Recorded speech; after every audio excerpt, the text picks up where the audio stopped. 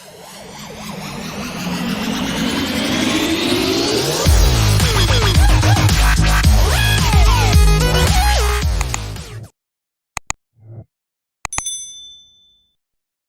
LAP, it's Thursday, June 9th for another LAP Chairman's Report.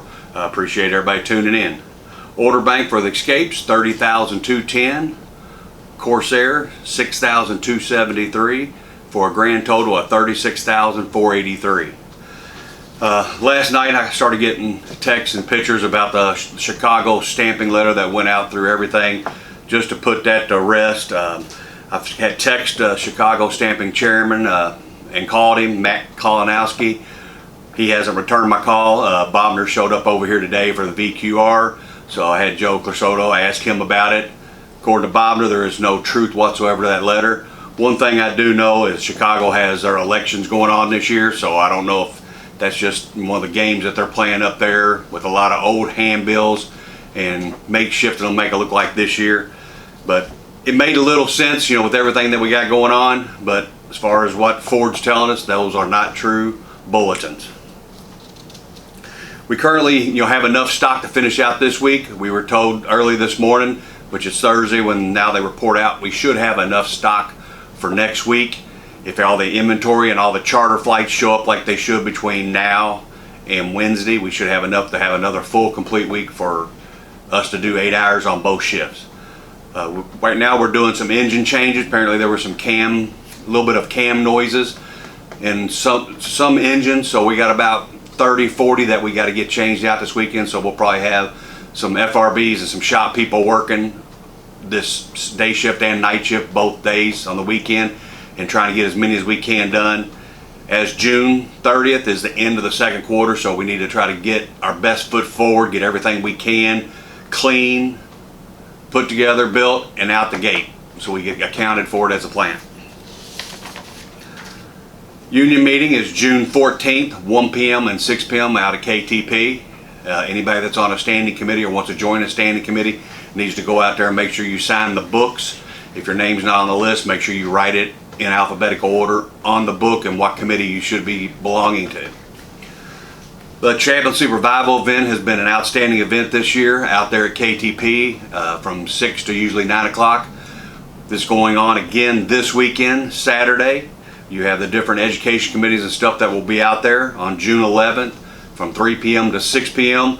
They got arts, crafts, games, and they'll actually be probably cooking up some hot dogs and chips and some water and soft drinks for everybody that comes out and participates. From 2 to 4 p.m. you will have your ESSP reps out there on hand to answer any questions or help with some support services questions that you may have. At 7:30, one of our very own, Tony Coleman, will be giving his revival speech from 7:30 to 9. If you could, try to get out there, make sure you attend and show your support. Tomorrow we get the $1,500 inflation bonus, should post. Right now it looks like it's showing up in everybody's bank accounts already, but technically it pays out tomorrow, so I want to thank the UAW for negotiating that extra bonus for us. You must have had 90 days in prior to March 15th to qualify for the bonus. I know we got a lot of TFTs and stuff that are converting. They will not qualify because at that point in time you were a TFT, even though your seniority date's going to revert back. As most of you know, all of our TFTs, we're waiting on the list now, are going to convert on Monday, June 13th. So once we get all the dates and get everything in order, we'll try to make sure all the committeemen have all the information from the International UAW that gets sent down here. And that'll be, all the ones that have 90 days in prior to June 13th will convert. Those that don't have their 90 days in yet, you must reach your 90 days, then you'll revert back 90 days to get your entry date and start full-time service. Healthcare, they negotiate again, starts from day one, whether you're a TFT or anybody. This is great strides that Chuck Brown and Ray Curry made with Ford, working together to know, this is just not a job. We want this to be a career for everybody. So we're making strides right now. We're still a year away from the contract, so we appreciate what Chuck Browning, Ray Curry's doing and talking to Ford and making them make some good choices to help our members.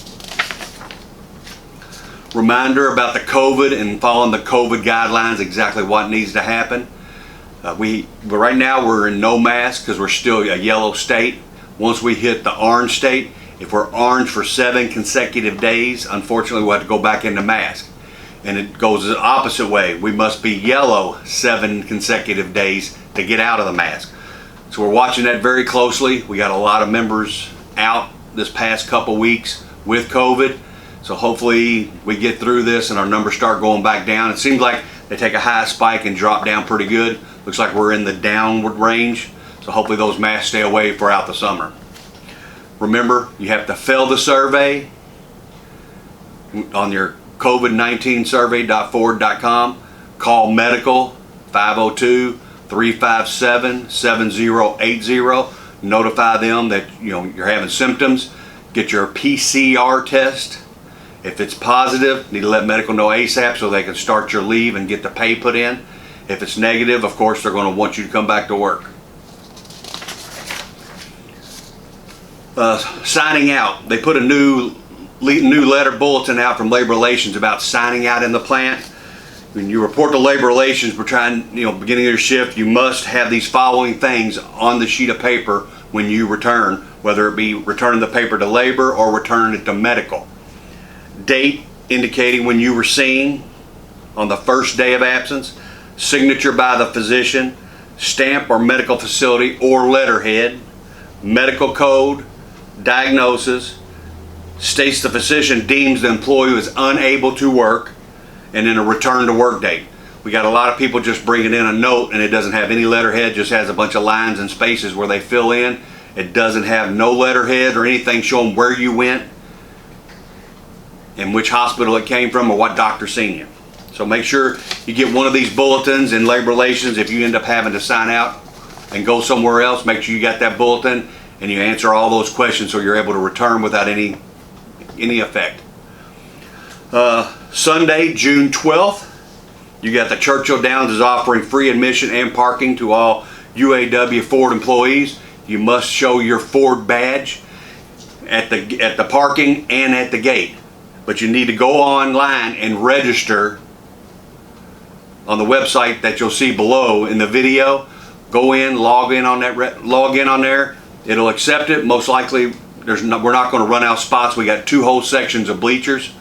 So once you go to the gate, all you got to do is show your badge, and it'll already be registered with what you do online when you go to the Churchill Downs and at the gate. So it should be a good time. The veterans are going to be out there also being recognized, and they're going to be playing several different musicians will be out there playing different songs for the veterans.